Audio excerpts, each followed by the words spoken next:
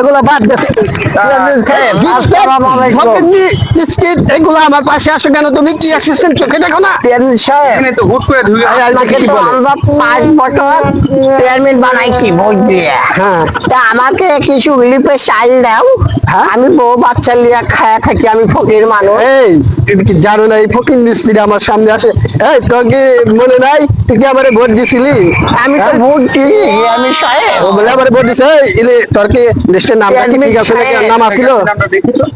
হ্যাঁ, তো নাম তো ছিল না। নাম ছিল না? না, না। তোদের মধ্যে ফকির মিস্ত্রি আমারে ভোট দেয় না, আমি এটা জানি। চেয়ারম্যান সাহেব, হ্যাঁ আমার তোমার রিলিফ লাগবে না। কে? আমি তোমাকে অভিশাপ দিলাম, তোমার ব্যবসা বাণিজ্য ধন সম্পদ কি বলে? সব ধূলিসাৎ হয়ে এই, যাবে। এটা কি আল্লাহ বলে? যদি সত্যি হয় হ্যাঁ। তোমার সব যাবে, হ্যাঁ? আমার লাগবে না। বলে ফকির মিস্ত্রি কথাই বলে আমরা পোখা দেবো। কি রে ফোন আসলো? ফোন আসলো। হ্যালো হ্যালো হ্যালো চেয়ারম্যান সাহেব, হ্যাঁ হ্যাঁ বলেন, কে বলছিলেন? আমি ওই যে আপনার অ্যাসিস্ট্যান্ট বলছিলাম। হ্যাঁ হ্যাঁ ওকে ওই জাহাঙ্গীর, হ্যাঁ বলো। আপনার তো সবকিছু ব্যবসা বাণিজ্য সবকিছু ধূলিসাৎ হয়ে গেছে, আপনার পথের ফকির। হ্যাঁ কি বলো তুমি? পথের ফকির আপনি। আর কি বললে রে? রেখে দিলাম। আমি তো শেষ হয়ে গেছি রে।